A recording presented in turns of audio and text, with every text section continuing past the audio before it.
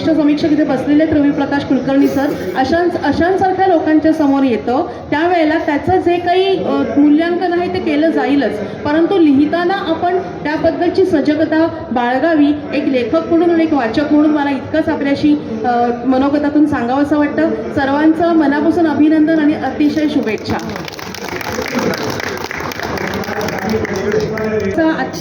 आजच्या घडीचा ज्याला आपण म्हणू की बूम ज्याची क्षेत्रामध्ये तर अनुवाद क्षेत्र आहे. आणि आपलं मराठी साहित्य जोपर्यंत इतर भाषांमध्ये मग ते बालसाहित्य असेल किंवा ललिता असेल, कादंबरी असेल किंवा आत्ताची आध्यात्मिक विषयावरची जी पुस्तकं प्रकाशित झालेली आहेत, तो अभ्यास करून रिसर्च किंवा संशोधन करून लेखकांनी काहीतरी मांडणी केलेली आहे जी आपल्या भाषेमध्ये झाली आहे. ती इतर भाषांमध्ये जाण्यासाठी अनुवादकांची गरज आहे आणि म्हणून आपल्या आत्ताच्या वाचकांमधून चांगले अनुवादक निर्माण व्हावेत. त्यांनी इतर भाषांचाही अभ्यास करावा आणि आपल्या मराठीतलं त्या भाषेमध्ये न्यावं असं मला वाटतं. दादा म्हणाले की मी फक्त सांगते की माझे जे काही 1-2 पुस्तकं जी इतर भाषांमध्ये गेली आहेत, हिंदी, गुजराती, कन्नड, ह्याला महत्त्वाचं मी योगदान सांगेन की ते अनुवादकांचं आहे. त्याच्यात माझं काहीच मला श्रेय नाही. अनुवादक आज आपल्याला ट्रान्सलेटर किंवा ट्रान्सलेशन हे आपल्या हातामध्ये आहे, गॅझेटमध्ये आपल्याला मिळू शकतं, परंतु रीडिंग बिटवीन द लाईन्स किंवा मिनिंग बिटवीन द लाईन्स जे आहे ते अनुवादकाशिवाय वाचकांपर्यंत, दुसऱ्या संस्कृतीतल्या वाचकांपर्यंत पोहोचू शकत नाही.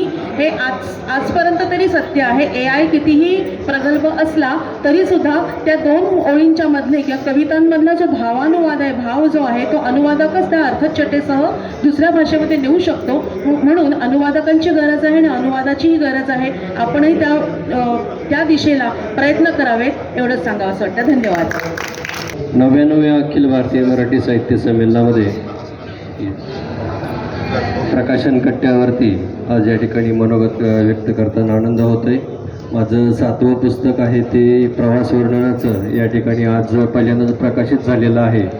आणि आमचे प्रकाशक घनश्याम पाटील चपराक प्रकाशन, त्याचबरोबर रवींद्र खंदारे सर मार्गदर्शक आणि वागचौरे सर हे शिक्षण तज्ज्ञ म्हणून आम्हाला मार्गदर्शन करत असतात. या पुस्तकामध्ये आहे तरी काय तर महाराष्ट्र शासनाच्या वतीने सिंगापूर या ठिकाणी शैक्षणिक अभ्यास दौऱ्यासाठी जी निवड झाली तिथल्या शिक्षण पद्धतीतील काही बाबी यामध्ये मी घेतलेल्या आहेत.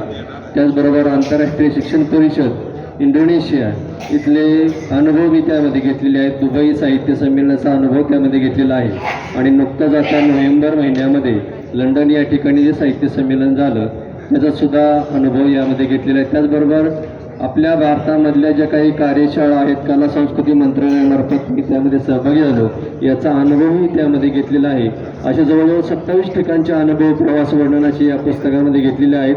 चपराक प्रकाशनाने अतिशय चांगल्या पद्धतीने, सुबक पद्धतीने, योग्य मांडणीने हे पुस्तक आपल्यासमोर आणलेलं आहे. त्यामुळं चपराक प्रकाशनाचे या प्रकाशन कट्ट्यावर असणाऱ्या सर्व मार्गदर्शकांचे आणि उपस्थित सर्व रसिकांचे ज्यांनी माझं या ठिकाणी प्रकाशनाचं स्वागत केलेलं आहे त्या सर्वांचे आभार मानतो आणि थांबतो. धन्यवाद सर. आले कसे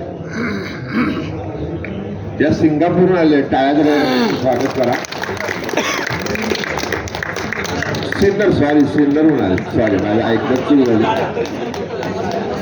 सध्या मी नेताजी वय झाले असल्यावर सन्माननीय व्यासपीठ, उपस्थित सर्व बंधू भगिनी, माझं आज हत्तीदादा हे बालकविता संग्रह प्रकाशित झाला आहे.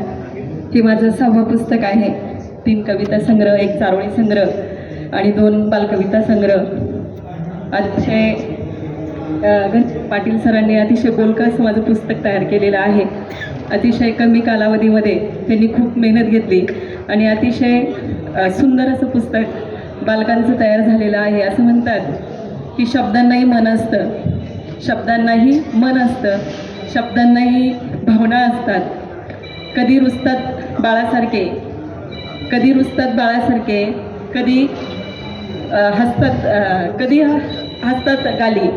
म्हणजे शब्द जे आहे हे सगळे छोट्या छोट्या मुलांच्या विश्वातले जे काही शब्द आहे ते वापरून मी माझा हत्तीदादा हा बालकविता संग्रह तयार केलेला आहे. तर सगळ्यांनी तो वाचावा, त्याचा आनंद घ्यावा. धन्यवाद. नमस्कार. 99व्या अखिल भारतीय साहित्य संमेलनामध्ये आज मला खरंच कौतुक वाटतंय किंवा मला अगदी आनंद होतोय की माझं हे पुस्तक प्रकाशित झालं आहे. सर, अखिल भारतीयमध्ये माझं हे पहिलंच पुस्तक प्रकाशित झालेलं आहे. यापूर्वी माझी जवळजवळ 5 पुस्तकं प्रकाशित झाली आहे आणि मला आता मॅडमनी जसं सांगितलं की बालसाहित्यावर काम करायची खूप आवड आहे. कारण मी पहिलीपासून ते 7वीपर्यंत या लहान मुलांच्यातच मी शिकवते. माझं काम चालू आहे. जवळजवळ 26 वर्ष सेवा पूर्ण झालेली आहे. यापूर्वी सर क्रांतीरत्न एक पुस्तक मी काढलेलं आहे. ते कोल्हापूर जिल्ह्यातील आपले जे क्रांतिकारक आहेत सर, जे मुलांना माहीत नाही, जे अननोन आहेत 1942च्या लढ्यातील, त्या पुस्तकातून विद्यार्थ्यांना माहिती देण्याचा प्रयत्न केलेला आहे. जवळजवळ बुदरगड करवीर तालुक्यातील सगळ्या शाळांना ही पुस्तकं मी प्रत्येक मुलापर्यंत पोहोचवलेली आहेत आणि विद्यार्थ्यांनी वाचावं, विद्यार्थी वाचण्याच्या प्रवाहात राहावा. हे जे संस्कार आहे, हा संस्कार जेवढा बालवयापासून रुजेल तेवढ्याच विद्यार्थ्यांना वाचनाची आणि या प्रवासाची खूप चांगली त्यांना सवय होणार आहे. या अनुषंगानं बालसाहित्याचं काम चालू आहे. शाळेत सुद्धा जरी शासनाची ग्रंथालय असतील, पुस्तकं असतील, तरी आमच्या मुलांनी जवळजवळ 550 ते 600 पुस्तकं बालसाहित्यावरती जमा केलेली आहेत आणि रोज हे विद्यार्थी आमचे पुस्तकाचा आनंद घेतात. नक्कीच आज मला या व्यासपीठावरती माझं पुस्तक प्रकाशित झालं आहे. सर्व मान्यवरांचं, सर्वांचं मी अगदी मनापासून धन्यवाद मानते. धन्यवाद सर. मी माजी सैनिक आहे. लहानपणी लिहित असे खूप वक्तृत्व स्पर्धा, निबंध स्पर्धा प्रत्येक उस्मानाबाद जिल्हा त्यावेळेस होत्या. प्रथम यायचा मी हमेशा. पण मनुष्याला एक आई आमच्या म्हणायची हमेशा, दैवगती ज्याची न्यारी न्यारी तेथे बुद्धी काय करील बिचारी. तसं असा योग आला माझा की कॉलेजमध्ये मी प्रथम येत असताना सुद्धा मी मिलिटरीत भरती झालो आणि माझ्या बुद्धीला एक प्रकारचं कुलूप लागलं. निबंध लिहिण्यात, वक्तृत्व स्पर्धेत. तुम्हाला माहिती मिलिटरी जीवन कसं असतंय, सगळं ओपीडी ऑर्डर, आपलं स्वतःचं मत काही नसतं तसं. तरी पण मी मिलिटरीतून आल्यानंतर BSNLमध्ये 18 वर्ष केले, तिकडे 18 वर्ष करून पण लहानपणची जी माझ्या मनामध्ये जी खंत होती ते मी आता कथा द्यायला सुरुवात केले आणि परभणीच्या साहित्य संमेलनामध्ये एक मराठी एक कथासंग्रह प्रसिद्ध केला. देवदास फुलारी, भगवान कवठेकर, नांदेड यांचं मार्गदर्शन मिळालं आणि आता एक कथासंग्रह मी प्रसिद्ध केलेला आहे. यानंतर सर पुढल्या साहित्य संमेलनामध्ये आर्मीमध्ये जितके परमवीर चक्र मिळालेले आहेत त्यांची माहिती घेऊन मी प्रसिद्ध करणारे पुस्तक आणि माझा एक कथासंग्रह. कसं असते, आपल्या मनामध्ये जे खंत निघले असते केव्हा ना केव्हा ती वर येते आणि त्याला कुणीतरी मार्गदर्शन केलं. तर इथं हे सगळे जमल्यानं मला फार आनंद वाटला की चांगल्या चांगल्या लेखकांचे प्रकाशन कुठं करावं असं वाटायचं. पण तुमचे मी सर्वांचे आभार मानतो आणि पुढील वाटचालीसाठी शुभेच्छा देतो. नमस्कार. सर्व लेखक आणि वाचक मंडळी, माझं आताच थोड्याच वेळापूर्वी चिवचिव चिमणी हे बालसाहित्यातील 12वं पुस्तक प्रकाशित झालं. त्याबद्दल घनश्याम पाटील आणि वाक्षेर सर यांना धन्यवाद देतो. आणि अतिशय उत्स्फूर्तपणे या सातारा संमेलनामध्ये सर्वांनी सहभागी झाले आणि सर्वांनी अतिशय चांगल्या रीतीनं हा जो उपक्रम आहे तो उपक्रम अतिशय चांगल्या रीतीनं सर्वांनी इथं म्हणजे सर्व हजर राहून चांगल्या रीतीनं झाला. याबद्दल मी धन्यवाद देतो आणि थांबतो. धन्यवाद. प्रकाशन झालं असलं तरी तुम्ही आपापल्या ठिकाणी लोकार्पण करा आणि जर तुम्हाला साताऱ्यात लोकार्पण करायचं असेल तर आम्हाला कळवा. आमचा हॉल अवेलेबल आहे. आपण एसटीने यायचं. ज्येष्ठ नागरिक असेल तर त्यांना तर 50% एसटी आहे. आता हे 50% जातो थोडक्यात. म्हणजे त्यामुळं AC हॉलमध्ये सातारचे साहित्यिक तुमची पुस्तकं वाचतील, त्याच्यावर बोलतील, मोठी प्रसिद्धी मिळेल. हा एक वर्षभर आम्ही प्रोग्राम ठेवलेला आहे. कुठल्याही लेखकांनी, कवींनी आम्हाला तसं सांगावं. आम्ही काही नावं सांगू, त्यांना पुस्तक पाठवून द्यायची, ते त्याच्यावर बोलतील. बुरके बोलतात. नमस्कार. मी सगळ्यात छोटा, जरी 84 वर्षाचा असलो तरी माझं पहिलंच पुस्तक आहे म्हणून मी त्यात सगळ्यात छोटा. नमस्कार सर्व साहित्य रसिकांनो. आपण सर्व महानुभाव प्रतिभेची ऊर्जा, मनाची कल्पनाशक्ती वापरून वाङ्मय साहित्य निर्मिती करता, याबद्दल आदर आहेच. या साहित्यातील मध्यवर्ती कल्पना, कथासूत्र, काव्य गूढ समजल्यास मिळणारा आनंद याही माझ्या पुस्तकात मिळेल. जिथे रहस्य जाणून घेण्याची मानवी वैचारिक तहानभूकसुद्धा तृप्त होते. यंत्र हे खरे अस्तित्व असणारे साहित्य आहे. त्यात आभास नाही पण सत, शिव आणि सौंदर्यच दिसेल. यंत्र साधने यांचे कसे कार्य चालते त्यातील तंत्र युक्ती काय असते असे चाणाक्ष विचार करणाऱ्यांना पडणाऱ्या 250 प्रश्नांची उत्तरं यात मिळतील. गुंतागुंतीच्या ड्रोन रॉकेटपासून सोप्या डोअर क्लोजर घड्याळ अशा यंत्राचे गमक समजेल. जहाज का तरंगते, जड विमान कसे हवेत झेपावते, सरकता जिना लिफ्ट कसे चालतात, शिलाई मशीनच्या आत काय असतं, मोटार कारचा प्रत्येक भाग कसा कार्य करतो, पेट्रोल पोलाद प्लॅस्टिक कसं तयार होतं, सोलरमधून वीज कशी निर्माण होते, एक्सरे कसा उमटतो आदी सर्व प्रश्नांची उत्तरं याच्यात मिळतील. एकूण 13 विभागात सचित्र अनुक्रमणिका आहेत. ठीक. साहित्याचा आस्वाद घेण्यासाठी प्रथम आपण मुळाक्षरे अ आ इ शिकतो, पण सध्याच्या AIच्या जमान्यात त्याची मुळाक्षर माहिती होणं आवश्यक आहे. ती म्हणजे मानवनिर्मित जे काही शोध लागले ते समजलं तर AI समजणं सोपं जाईल. आणि हे वाचून अब्दुल कलाम सारखं कर्तृत्व सुद्धा करून चमत्कार करता येतील असं मला वाटतं. धन्यवाद. सर्वांना नमस्कार.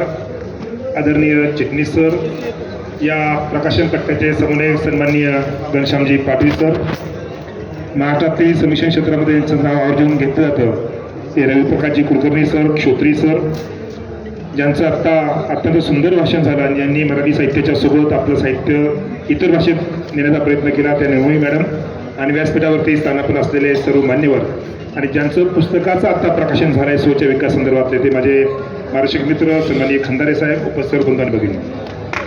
साहित्य संमेलनाच्या व्यासपीठावरती आपल्या पुस्तकाचं प्रकाशन होणं हा प्रत्येक माणसाच्या आयुष्यातला अत्यंत आनंदाचा क्षण आहे. अनेक जण असं म्हणाले माझे 6वं पुस्तक आहे, 7वं पुस्तक आहे, 13वं पुस्तक. पुस्तक कोणतंही असू दे त्याच्या प्रसव काळ आणि आनंदाचे क्षण सारखेच असतात. शेवटी साहित्य म्हणून आपण त्याकडे जेव्हा बघतो तेव्हा ते अपत्य म्हणून आपण बघत असतो. हे आपलं पुस्तक एक प्रकारचं अपत्य आहे. त्यामुळे अशा प्रकारचं एखादं पुस्तक वाचकांच्या सेवेत दाखल होणं हा तुमच्या माझ्या सर्वांसाठी आनंदाचा क्षण आहे. एकीकडे मोठ्या प्रमाणावर चिंता व्यक्त होत आहे की मराठीला अभिजात भाषेचा दर्जा मिळाल्यानंतर पुढे काय असा प्रश्न सर्वत्र चर्चेला जातो आहे. मला वाटतं की जेव्हा प्रकाशन कट्ट्यावरती 3 दिवसामध्ये 150च्या आसपास पुस्तकं प्रकाशित होतात तेव्हा चिंता करणारे आता चिंता करू नये की इतकी लिहिणारी हात आता वाढत आहेत आणि लिहिणारे हात जोपर्यंत जिवंत आहेत तोपर्यंत कुठली भाषा मरत नाही. जगाचा इतिहास असा आहे की साधारणपणे भाषा ज्या मृत पावतात त्या जेव्हा संवादातून हरवतात, जेव्हा त्या लेखनातून हरवतात तेव्हा भाषा मृत पावत असतात. आज आपली परिस्थिती अशी आहे की आपल्याकडे मोठ्या प्रमाणावर लिहिणारे हात वाढले आहेत आणि लिहिणारे हात जोपर्यंत जगाच्या इतिहासाची जेव्हा आपण अभ्यास करतो, जेव्हा अवलोकन करतो तेव्हा जगाचा इतिहास जर बघितला तर ते प्रगत राष्ट्र झाले आहे. ज्या राष्ट्रांमध्ये लिहिणारे हात आणि वाचणारे हात जास्त आहे ते देश प्रगत झालेले आहे. मला वाटतं आपल्याला जर प्रगतीचा आलेख उंचवायचा असेल तर आपल्या समाजामध्ये लिहिणारे आणि वाचणारे हात वाढवले पाहिजेत. कधी कधी अनेक समीक्षक टीका करतात की फार नवोदित लेखक लिहित आहेत आणि दर्जाहीन लिहित आहेत. तुमच्या मताशी सहमत आहोत, तो भाग नाही आहे. परंतु कधी कधी असंही घडतं की आरंभी कालामध्ये होणारं लेखन हे कदाचित समीक्षक म्हणून तुम्ही प्रचंड वाचन केल्यामुळे कदाचित दर्जाहीन वाटत असेल. परंतु नवोदितांच्या पाठीवरती हात टाकून जर आपण लढ म्हणलो तर पुढच्या मराठी भाषेचा प्रवास अधिक सुकर आणि समाधानी होऊ शकेल. दुसरीकडे आपण बघितली की बालसाहित्यामध्ये मोठी खंत आहे. आता बालसाहित्य फार चांगलं येत नाही असे एकीकडे आपण म्हणतो, पण तसं चित्र आता दिसत नाही. काल 2 दिवस आम्ही संमेलनामधल्या वेगळ्या स्टॉलवरती फिरतोय. सर्व स्टॉलवरती छोटी छोटी मुलं आपापल्या खिशातले पैसे घेऊन, काल चॅप्टरच्या स्टॉलवरती 3 मुलं आली होती. एकाकडे 50 रुपये होते, एकाकडे 20 रुपये होते, एकाकडे 10 रुपये होते. तिघांनी म्हणाले की आता हे पुस्तक आपल्या घ्यायची किंमत 100 रुपये आहे, मग आपण तिघंही एकत्र करू आणि एक पुस्तक विकत घेऊ. हे छोट्या मुलांना जे वाटतंय ना हे उद्याचं भविष्य आहे. तुमच्या माझ्या मराठीची पुढचा काळ जो आहे तो अत्यंत उज्ज्वल असेल याचा पुरावा आहे. पैसे नाही तरी पुस्तकाची भूक आहे आणि जेव्हा समाज पुस्तकाने भुकेला होतो तेव्हा त्या समाजाला प्रगतीची पंख असतात हे आपण लक्षात घेतलं पाहिजे. त्यामुळे जे चित्र आता आपल्याला दिसतंय खूप आशेचं चित्र आहे. सातारकरांनी खूप चांगल्या रीतीने हे संमेलन केलंय. ज्यांनी गुरव सरांचं पुस्तक मी वाचत होतो, मल्लिका शेखांचं पुस्तक वाचत होतो, त्याला दोन्ही पुस्तकांना प्रस्तावना माझ्या आहेत. परंतु हे जे काही लिहिलं गेले मुलांसाठी अत्यंत सुंदर लिहिलं गेलंय. नवभाविष्य मुलांचं त्यात अधोरेखित झालंय. दुर्दैवानं आज आम्ही बघतो की बाल साहित्याकडे बघताना लोक असं म्हणतात ते जुनं विश्व मुलांचं नाही. अरे मुलांच्या हाती आता संगणक आलाय, मोबाईल आलाय, त्याचं भविष्य बदललंय, त्याच्या निरीक्षणाची क्षमता बदलल्या आहे. त्यामुळे नवविश्व जे मुलांचं आहे ते आता आपल्या साहित्यात येण्याची आवश्यकता आहे. नवविश्व जोपर्यंत साहित्यात येत नाही तोपर्यंत मुलं तुमच्या पुस्तकाला हात लावणार नाहीत. त्यामुळे याची चित्र काढणारी घनश्याम पाटलांची मुलांची पुस्तक केली ती इतकी सुंदर आहे. कार्टून फॉर्ममध्ये आहे, इतकी सुंदर की मुलं पहिल्या पुस्तक हातात घेतात. मला कौतुक वाटतं की अशा स्वरूपाची एक पिढी आपण उभी करतो आहोत की ज्या पिढीबद्दल आपण सतत बोटं मोडत आहोत की मुलं वाचत नाही. मला कळत नाही, एका वर्षामध्ये 3 आवृत्ती एखाद्या पुस्तकाच्या होऊ शकतात आणि एकीकडे 24 वर्षात एकच आवृत्ती संपते, असंही चित्र आपल्याकडे आहे. पण अशा पद्धतीने जेव्हा आवृत्त्या संपतायत तेव्हा वाचक वाढतो आहेत. आपण वाचकाची भूक भागवणं काही देतो का, हा खरा प्रश्न आहे. त्यामुळे नव्या साहित्य प्रवाहामध्ये आपण वाचकांची भूक भागवण्याचा प्रयत्न केला पाहिजे. अनेकदा लोक स्वतःची कविता झाली की थांबत नाही कवी संमेलनामध्ये, असं चित्र आहे. माझी कविता ऐकून झाली, आता तुमची ऐकायची गरज नाही, असं बरेचदा जसं ऐकण्याचं घडतं तसं वाचण्याच्या बाबतीत सुद्धा घडतं. आपलंच पुस्तक आपणच वाचायचं असा आता प्रकार घडतोय. अनेक गोष्टी आता वाचायला हव्यात.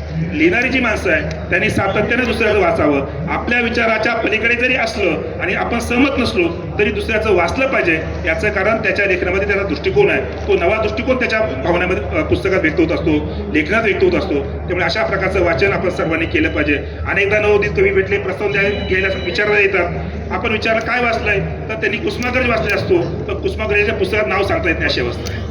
त्यामुळे आपण खूप मनापासून वाचायची गरज आहे. त्या लेखकांनी, त्या कवीने ज्या पद्धतीनं समर्पणानं साहित्य प्रवास केला, ते समर्पण, ते वाचन आमच्या वृत्तीमध्ये येण्याची आवश्यकता आहे. आपण दुसऱ्याचं वाचल्याशिवाय आपली शब्दसंपत्ती वाढणार नाही, आपले अनुभवविश्वास समृद्ध होणार नाही. त्यामुळे आपला अनुभवविश्वास जर समृद्ध करायचा असेल तर प्रचंड वाचनाची गरज आहे.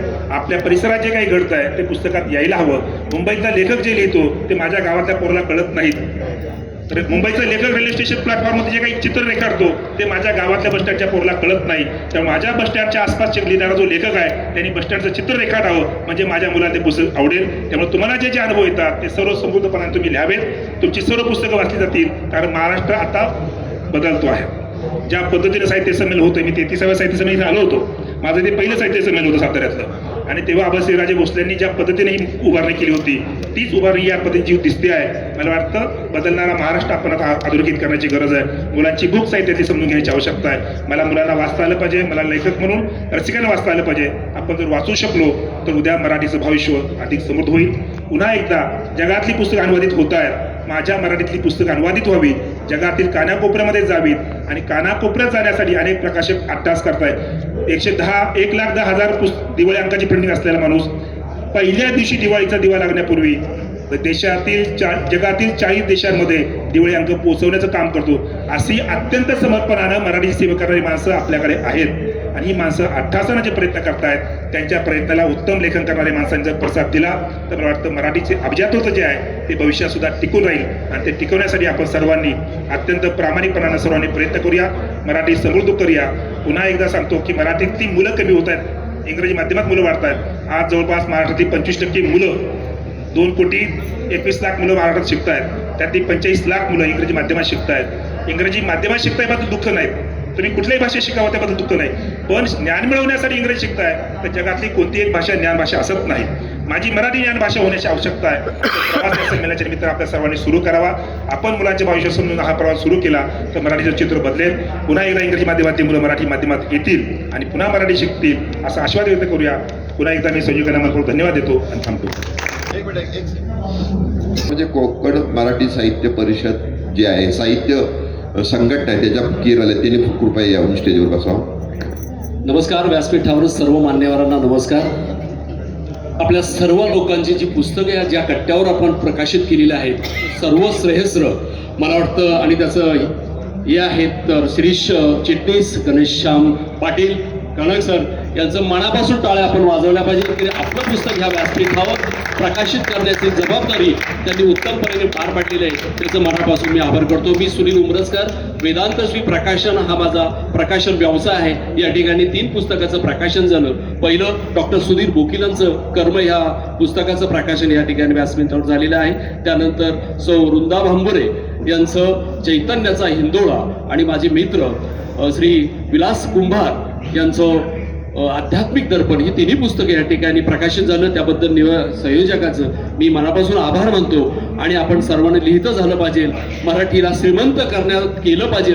तुम्हा सर्व लेखकांचं, कवींचं मी मनापासून आभार मानतो की तुम्ही मराठीला श्रीमंत करत चाला आणि ते अवरत्त केलं पाहिजे, आणि मराठीचा मान सर्व जगामध्ये झेंडा ज्याचा संपत झाला पाहिजे असं मी विनंती करतो. आणि माझं 2 मिनिटाचं भाषण संपवतो.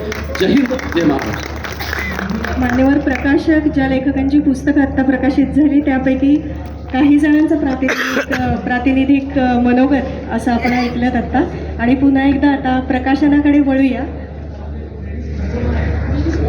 प्रति सन विवी पत्रभेट एक अक्षरानंद या पुस्तकाचं प्रकाशन करतोय. संदेश एका निमिषामध्ये पोचवू शकतो. त्या काळामध्ये पत्रांचं संकलन कर्तृत्ववान ठेवताना उद्याच्या आशा मात्र जिवंत ठेवणारा, संदेश देणाऱ्या अशा कवितेचा संग्रह.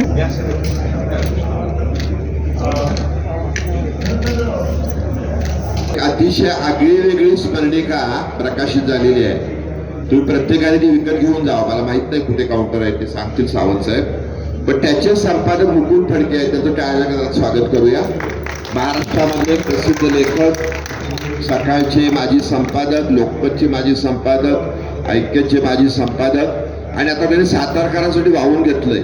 मराठीतलं इंग्रजीमध्ये करणं, इंग्रजीतलं मराठीत अनुवाद करणं, म्हणजे त्यांचा कशावर अभ्यास नाही असं नाही. म्हणजे अमिताभ बच्चन बरोबर सुद्धा जाऊन ते त्या खुर्चीवर बसून आलेले आहेत करोडपतीच्या. असे हे मुकुंद फडके सध्या त्यांनी सातारमध्ये लेखकांना बळ देण्याचं, कवींना बळ देण्याचं काम चालू केलेलं आहे. तर त्यांचं सर्वांनी टाळ्याचं स्वागत करू. त्यांचा विशेषतः सावंत असतील, विनोद कुलकर्णी असतील यांनी मुख्यमंत्र्यांच्या हस्ते सत्कार घडवून आणलेला आहे. विशेषतः त्यांना विनंती करतो की या ठिकाणी त्यांनी आपलं मनोगत व्यक्त करावं. सर्वांना नमस्कार. ह्या प्रकाशन कट्ट्यावर एक चांगला उपक्रम या संमेलनाच्या व्यासपीठावर आपल्याकडे झाला आणि इतकी इथं पुस्तकांचं प्रकाशन झालं की मगाशी मराठी जे वक्ते म्हणले त्याप्रमाणे लेखकांचा तर निश्चितच सुकाळ आहे आणि वाचकांचा पण सुकाळ नजीकच्या काळामध्ये होईल असे एक संकेत या निमित्तानं दिसत आहेत. सगळीकडे बघितलं आहे एवढा मोठा प्रतिसाद कुठल्या संमेलनाला मिळाला असेल. काल हास्य जत्रेला प्रचंड गर्दी झाली म्हणून एक निगेटिव्ह प्रकार पण झाला होता, पण हास्य जत्रेपेक्षा त्याआधी लोक बसली होती आणि परिसंवादांना पण तेवढीच गर्दी झाली, हे सुद्धा महत्त्वाचं आहे. या प्रकाशनाच्या निमित्तानं स्वतःहून पुस्तकं प्रकाशित करणारे असतील किंवा आमचे घनश्याम पाटलांसारखे चपराक प्रकाशनवाले जे नवोदितांना संधी देऊन पुस्तकं प्रकाशित करतात, त्या लोकांनी हे एक व्यासपीठ चांगलं उपलब्ध करून दिलं. मला वाटतं ह्या 4 दिवसामध्ये 110 पुस्तकांचं प्रकाशन झालं. 110 पेक्षा जास्त पुस्तकांचं प्रकाशन झालं. हे एक मोठं वैशिष्ट्य आहे आणि विक्रमसुद्धा या निमित्तानं आहे. मगाशी करोडपतीचा माझा उल्लेख झाला, तर त्या करोडपतीमध्ये माझं लायब्ररी दाखवली गेली. म्हणजे माझी स्वतःची वैयक्तिक जी लायब्ररी आहे जवळ 5 ते 6,000 पुस्तकांची, ती लायब्ररीवर त्यांनी कॉन्सन्ट्रेट केली. मी पत्रकार आहे, 40 वर्ष पत्रकारिता आहे, अनेक पुरस्कार मिळाले. मी त्यांना म्हणलं मला पुरस्कारांचं मला हायलाईट करा. नाही म्हणले, तुमची लायब्ररी वैयक्तिक एवढी मोठी कोणाची असू शकत नाही. तर करोडपतीमध्ये पूर्ण लायब्ररी दाखवली होती. कारण अजूनही सर्वसामान्य लोकांना आणि मोठ्या लोकांना सुद्धा तुमचं संपत्ती म्हणजे पुस्तकं आहेत हे आपल्याला हायलाईट करायचं असतं. तर माझ्या मते सुद्धा पुस्तकं हीच खरी संपत्ती आहे, ज्याची मोजदाद आपण कधी करू शकत नाही. आणि या 110 पेक्षा जास्त पुस्तकांच्या निमित्तानं या साहित्य संमेलनाच्या व्यासपीठावर अब्जावधी डॉलर्सची, अब्जावधी रुपयांची संपत्ती निश्चितच निर्माण झाली. त्याचं श्रेय शिरीषराव आणि त्यांच्या सगळ्या टीमला आहे. परत त्यांचं अभिनंदन करतो. धन्यवाद. या संमेलनाच्या कोषाध्यक्षाची जबाबदारी स्वीकारणारे स्वामी विवेकानंद यांच्यावर अतिशय प्रेम करणारे रामकृष्ण मठ जो आहे तो सातारचा, त्याचं आपण जे म्हणतो यंत्रणा राबवणारे आणि अतिशय हुशार व्यक्तिमत्व, शाहूपुरी जी शाखा आहे मसापची त्याचे प्रमुख, त्याचबरोबर पुण्याच्या सातारा जिल्ह्याचे प्रतिनिधी असे नंदकुमार सावंत या ठिकाणी बोलतात. नमस्कार. महाराष्ट्र साहित्य परिषद शाखा शाहूपुरी आणि मावळा फाउंडेशन या 2 संस्थांच्या वतीनं हे 99 अखिल भारतीय मराठी साहित्य संमेलन या ठिकाणी आज 4था आणि शेवटचा दिवस आहे.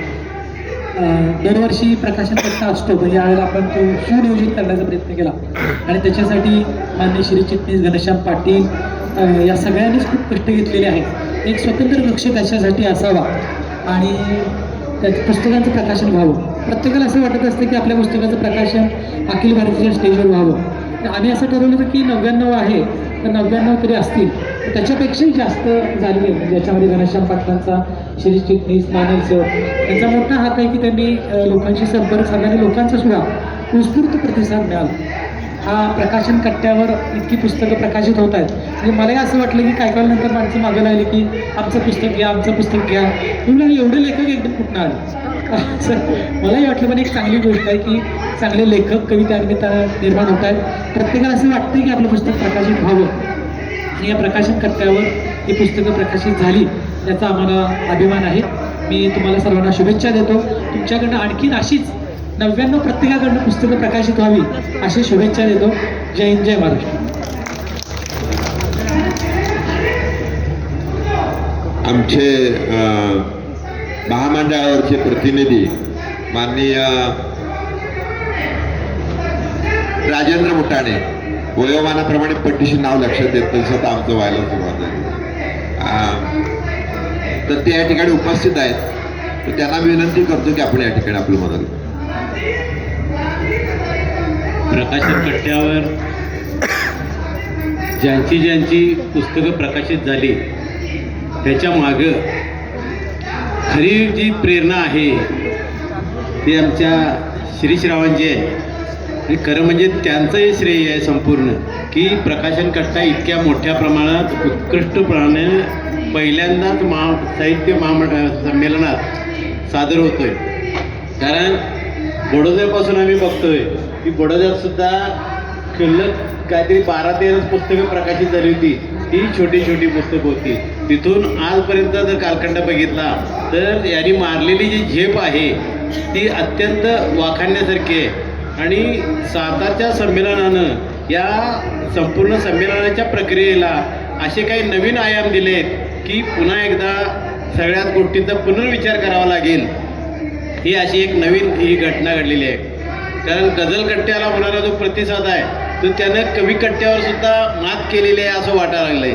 कारण इतका प्रचंड प्रतिसाद आहे की म्हणजे त्याचं वर्णन करता येणार नाही. त्याचं कालची गर्दी बघितली, एखादी कुठेतरी काहीतरी घडणार ते, परंतु त्या गर्दीमध्ये जी एक इच्छा होती, उर्मी होती, त्यातून मराठीचा येणारा काळ हा कुठल्याही पद्धतीत जरी विचार केला तरी तो सुवर्ण काळ असेल आणि वाचकांचा काळ असेल ही प्रचिती मात्र सातारनं दिली.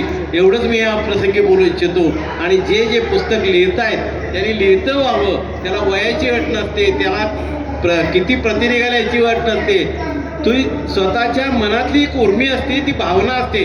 त्यानं अनुभवलेलं वय जे असतं त्या वयातल्या आलेल्या घडलेल्या घटनांचा एक तो प्रतिबिंब असतं. आणि त्या सगळ्याची उर्मी ही दाबून न ठेवता ती बाहेर येणं म्हणजेच पुढच्या जगाची आपण वाटचाल सुकर करत असतो. एवढं ध्यानात घेऊन प्रत्येकानं लिहितं व्हावं एवढंच मी या प्रसंगी सांगू इच्छितो. कुणाचं नाव मॅडम? भारती आल्यात का? भारती या पट्टी पुस्तक द्या तिथे. तुमच्याकडे कार्यक्रम लांबवला, तुम्हाला सगळ्यांना जेवण द्यावं लागेल आता.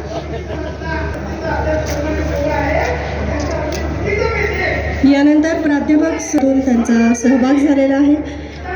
त्याचबरोबर दृककलेचा इतिहास क्रमिक पुस्तक लिखाणही त्या करतील. त्यांच्या कार्याबद्दल सन्मानित करण्यात आलेला आहे. कलाश्री, कलासौरभ, भूषण, कलाभूषण यापैकी लेखक प्रदीप तुंगारे यांना मी व्यासपीठावर आमंत्रित करते. त्यांचं मेकिंग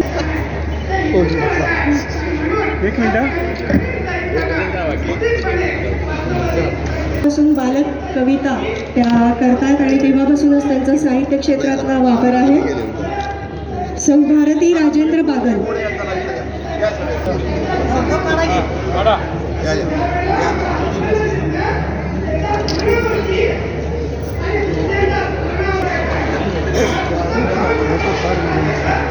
काका जरा फोटो एक मिनिट तुम्ही बाजूला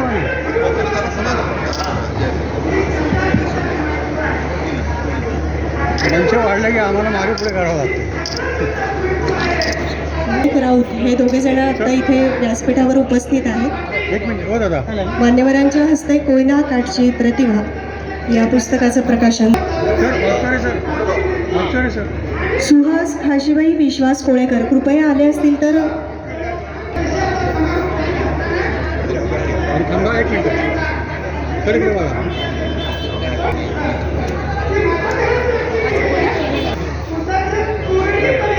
चार ओळींमध्ये संस्कार करण्याचं आणि कोकणामध्ये मधु मंगेश कर्णिकांनी जे रोपटं लावलं ते म्हणजे कोकण मराठी साहित्य परिषद. तर त्यांच्या नमिता कीर इथे आलेल्या आहेत. त्या तुमच्याशी संवाद साधतील. धन्यवाद. नमस्कार. आज या व्यासपीठावर येऊन मला खूप आनंद झाला. तुम्ही बोलवलं. अनेकदा असं असतं की आपण व्यासपीठ कुठलंही असून दे, इकडचं तिकडचं, पण आपलं जे ध्येय आहे, आपल्याला जे काम करायचं आहे ते साहित्याचं आहे आणि ते साहित्याचं काम आपण गंभीरपणाने करतोय, आनंदाने करतोय, उत्साहाने करतोय. आणि त्यामुळे हे व्यासपीठ अर्थात खूप मोठं व्यासपीठ आहे. मी दरवर्षी अखिल भारतीय संमेलनं जी असतात त्या संमेलनाला आवर्जून हजेरी लावते. याचं कारण याचं स्वरूप व्यापक आहे. इथे जे परिसंवाद होतात, इथे जे कार्यक्रम होतात त्यातनं आपल्याला खूप काही विचार, खूप काही घेऊन जाता येतात. आणि ते केवळ विचारांचंच नव्हे तर इथे ज्या ज्या गोष्टी होतात, आता हा प्रकाशन मंच आहे, हा मला आवडला की पुस्तकांचं प्रकाशन करण्यासाठी एक वेगळा मंच, म्हणजे तो सन्मान आहे, लेखकाचा सन्मान आहे, तो प्रकाशकाचा सन्मान आहे. आणि त्यामुळे मला हा मंच आज महत्त्वाचा वाटला. आज सगळे लेखक तुम्ही आलात इथे आणि इतके उत्साहाने आहात.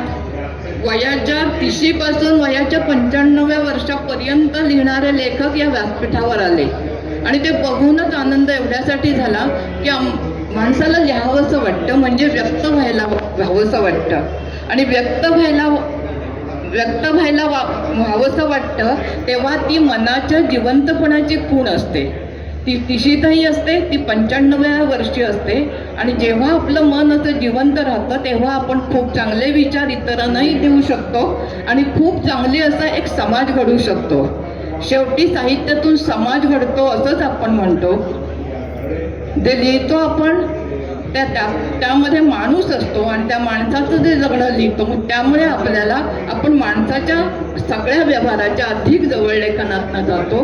मला आज आनंद झाला. धन्यवाद. काय बाजूला सातारा जिल्ह्याचे सुपुत्र ज्यांनी पुणे गाजवलं, महाराष्ट्र गाजवला आणि अतिशय कठीण परिस्थितीतून त्याने मार्गक्रमण केलं. वासू काका जोशींचे हे पंतू आहेत, त्यांचं टाळ्याचं स्वागत एवढंच करायचं की लोकमान्य टिळकांपासूनचा त्यांचा संबंध आहे. सध्या महाराष्ट्रामध्ये प्रमुख जी प्रकाशन संस्था आहेत त्याच्यामध्ये उत्कर्ष प्रकाशनचं नाव घेतलं जातं.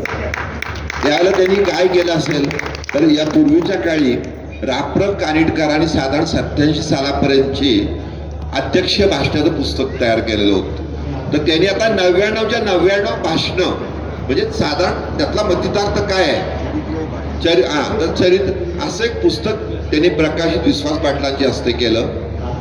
ते सातारला येता सगळ्यांनी त्यांचं टाळ्याच्या केंद्रामध्ये आपण स्वागत करूया. आणि पुन्हा एकदा इथं या पुस्तकाचा लोकार्पण सोहळा रविप्रकाश कुलकर्णीच्या हस्ते व्हावा, कारण रविप्रकाश कुलकर्णी ललितमध्ये त्यांच्यावर नक्की लिहितील, कारण त्यांना सुवादूशी माहिती आहे. तर मी रविप्रकाश कुलकर्णींना विनंती करतो की आपण या ठिकाणी लोकार्पण करू.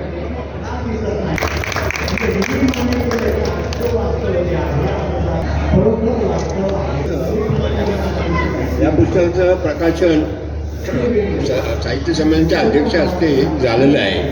पण चिटणीसांचा हात लागला की प्रत्येक गोष्टीचं सोनं होतं. तसंच सातारला त्यांचं काम प्रचंड काम आहे. हे 1 मिनिट एका जागेवर न बसणारा मनुष्य आहे. तसंच रविप्रकाश कुलकर्णी हे माझे 50-60 वर्षाचे मित्र आहेत.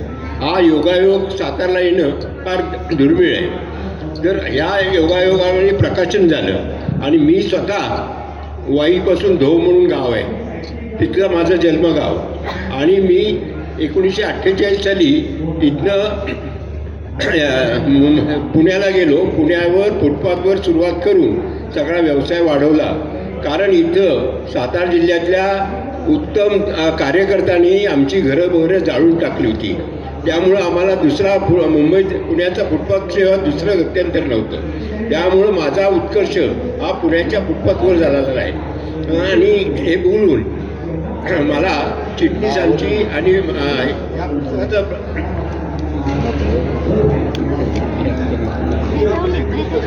या पुस्तकाला सुधीर पोरे म्हणून आहेत, त्यांनी अद्यावत केलेलं आहे. स्वप्नील पोरे यांनी अद्यावत केलेलं आहे. आणि हे तुम्ही साहित्य संमेलन जिथे जिथे जाल तिथं तुम्हाला याचा उपयोग होईल एवढं बोलून थांबतो.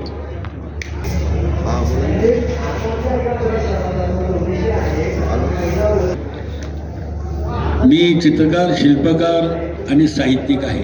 माझी अनेक पुस्तकं प्रकाशित झालीत, पण मध्ये सावंत साहेबांची ज्यावेळी मुलाखत ऐकली तेव्हा त्यांनी असं सांगितलं की लावणीवर पुस्तक नाही आहे. तर प्रथमच मी लावणीवर पुस्तक आता प्रकाशित केलेलं आहे. अनेक पुरस्कारांचा मानकरी आहे. 2दा माझा राष्ट्रपतींच्या हस्ते सत्कार झाला आहे. वाजपेयी आणि पाटील यांच्या हस्ते सत्कार झालेला आहे. 160 एवढे मला पुरस्कार आहेत. शासनाचा उत्कृष्ट प्राचार्य हा एकमेव दिला जाणारा 25,000चा पुरस्कार मला मिळालेला आहे. मी मूळचा सातारचा आहे, पण माझी कर्मभूमी सांगली आहे. ताराणीचा पुतळा, बाजीप्रभूचा पुतळा यामध्ये मी मध्य प्रदेशच्या रवींद्र मेस्त्रींचा मी विद्यार्थी आहे. असं बरंच काम करता आयुष्यात आलेलं आहे, करता आलं. सातारकरांचा मला आशीर्वाद कायमच आहे. मी सातारचा आहे तर मला अभिमान वाटतो. तर मी काही पेंटिंग केलेली आहे ह्या लोकांना देण्यासाठी, तर ती आपल्याला दाखवायला अशी इच्छा. राजकीय क्षेत्रातल्या वेगवेगळ्या मान्यवरांची ही स्केचेस आहेत. नको सर.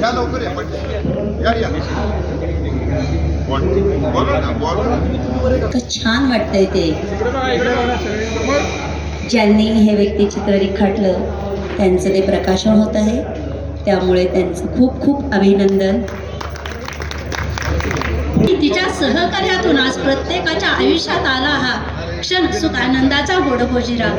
आजचा हा क्षण प्रत्येकाच्या आयुष्यात एक अविस्मरणीय असा क्षण आहे. प्रत्येकजण लिहितं, पण त्याला अशी संधी लाभणं हेही मोठं भाग्य असतं. त्या परमेश्वराने सर्वांच्या आपल्या आशीर्वादाने मलाही आज इथं प्रकाशनाची संधी मिळाली. हा क्षण माझ्या आयुष्यात अविस्मरणीय क्षण आहे, कारण हा फक्त पुस्तक प्रकाशन सोहळा नसून माझ्या आयुष्यातला आजवरचा जीवन प्रवास, आजूबाजूची सुखदुःख, नाती गोती, माया प्रेम, जिव्हाळा, शेती या सर्व मनात दाटलेल्या भावभावनांना मिळालेली योग्य एक दिशा, एक प्रेरणादायी वाट आहे. आणि तुम्हा सर्वांच्या आशीर्वादाने माझी लेखणी अशीच पुढे चालत राहील हा तुमच्याकडून मला आशीर्वाद लाभावा. आणि इथंपर्यंत येण्यासाठी मला प्रत्यक्ष अप्रत्यक्ष अनेकांचे सहकार्य लाभले, त्या सर्वांची मी ऋणी तर आहेच. आणि तुमच्या सर्वांच्या आशीर्वादाबद्दल सर्वांचे मनापासून आभार मानते. धन्यवाद. मी प्रायमरी टीचर आहे. निगडीमध्ये शिवभूमी विद्यालय याची शिक्षिका आहे. गेले 35 वर्ष मी कार्यरत आहे तिथे. आणि मुलांसाठी आनंददायी अध्यापन करणं हे माझा आवड आहे ती.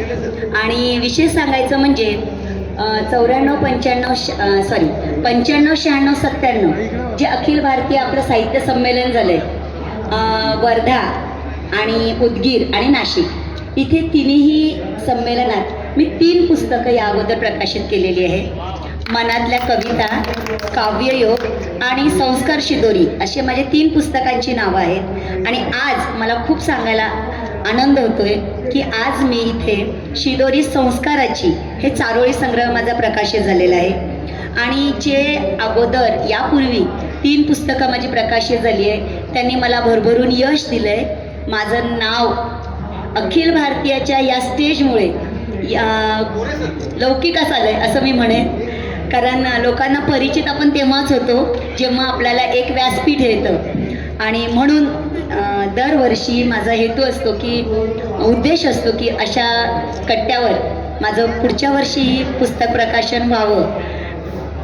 नक्की तुमचे असेच आशीर्वाद असते तर मी पुढच्या वर्षी आणखीन एक पुस्तक घेऊन येऊ इच्छिते. आणि सांगायला आनंद वाटतो की हे मूल्य शिक्षणावर आधारित या माझ्या चारोळ्या आहेत. आणि ह्या माझ्या छोट्या मुलांसाठी मी ह्या चारोळ्या लिहिलेल्या आहेत, म्हणून नाव त्याचं मी शिदोरी संस्काराची असं दिलेलं आहे. धन्यवाद. इथे मला प्रकाशनाची संधी दिली त्यामुळे सर्वांचे मनापासून आभार मानते मी. धन्यवाद. 99व्या अखिल भारतीय मराठी साहित्य संमेलनाचा आज 4था दिवस. आणि या 4थ्या दिवसापर्यंत जे कार्यक्रम झाले ते आदरणीय श्री चिटणीस आणि त्यांच्या सहकाऱ्यांच्यामुळं खूप चांगलं संमेलन हे 99 संपन्न होत आहे. 4 दिवसामध्ये विविध ठिकाणी विविध कार्यक्रमाची मेजवानी आपल्याला मिळाली. आणि यामध्ये खऱ्या अर्थाने साताऱ्याने बाजी मारलेली आहे. साताऱ्याचं संमेलन हे अविस्मरणीय संमेलन होणार आहे. आणि शतकापूर्वीचं संमेलन म्हणून त्याची इतिहासामध्ये निश्चित नोंद होणार आहे. आदरणीय मिलिंदजी जोशी असतील, विनोद कुलकर्णी असतील, सुनीताराजे पवार असतील, श्री चिटणीस असतील, घनश्याम पाटील असतील, सर्व मान्यवर असतील, यांनी अहोरात्र झटून हे संमेलन उभं केलं. आणि या संमेलनाचं सगळ्यात चांगलं वैशिष्ट्य काय असेल तर हा प्राचार्य शिवाजीराव भोसले प्रकाशन मंच. आणि आम्ही 99 पुस्तकाचंच फक्त काय केलं होतं, संकल्प सोडलेला होता, पण आम्हाला जवळजवळ 135 पुस्तकं या ठिकाणी प्रकाशन करण्याची संधी मिळालेली आहे. आणि पुढल्या वर्षी 100व्या साहित्य संमेलनामध्ये 500चा मानस आहे आमचा, आणि तो तुमच्या सहकार्याने निश्चितच पूर्ण होणार आहे. आमची सर्व समिती सदस्य तुमच्या स्वागतासाठी सज्ज आहेत. आणि पुनश्च एकदा या ठिकाणी उपस्थित असणाऱ्या सर्व मान्यवरांचं मी मनपूर्वक स्वागत करतो. आणि आमच्या सूत्रसंचालिका आदरणीय जोशी मॅडमकडं मी सूत्र देतो. माजी जिल्हा उपनिबंधक तसेच सहकार आयुक्त व निबंधक कार्यालय पुणे येथे कार्यरत असलेले उपनिबंधक श्री मनोहर माळीसाहेब इथं उपस्थित राहिल्यात. त्यांचं आपण आपल्या प्रकाशन कट्ट्याच्या वतीने स्वागत करूया.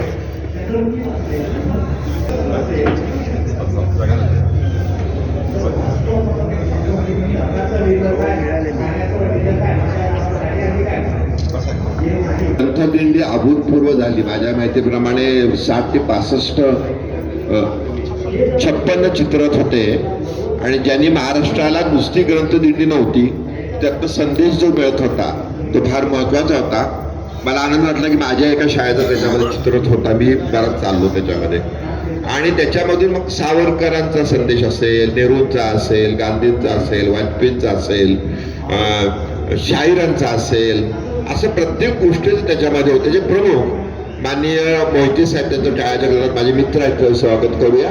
आणि मी माळी सरांना विनंती करतो की त्यांना ही पुस्तकं देऊन ते माळी साहेब त्यांचा सत्कार करतात.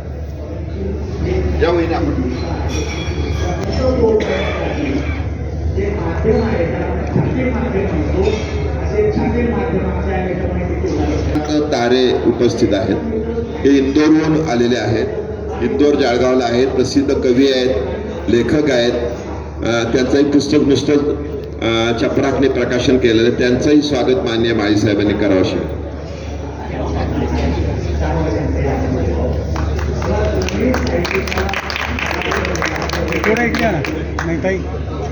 नाही त्यांना इकडे एकमेकांच्या मागे जात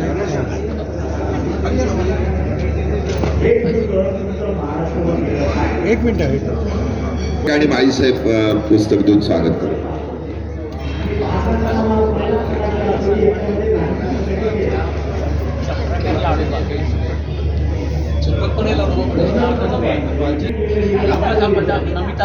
नमिता कीर, आता लक्षात काय म्हणा, गिरिजा किरण, नमिता कीर. नमिता कीर यांचं पण स्वागत माळी साहेबांनी करावं असे विनंती.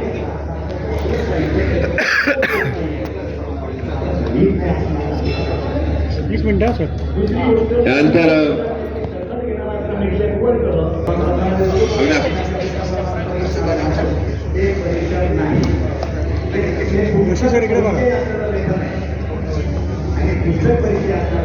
त्याचबरोबर माझं निघालं, पहिलं आलं. माळी साहेबांकडे प्रचंड अनुभव आहे, प्रचंड काम केलेलं आहे. तर मी माळी साहेबांना विनंती करतो या ठिकाणी माननीय सुवाजोशी ठिकाणी सत्कार करावा. या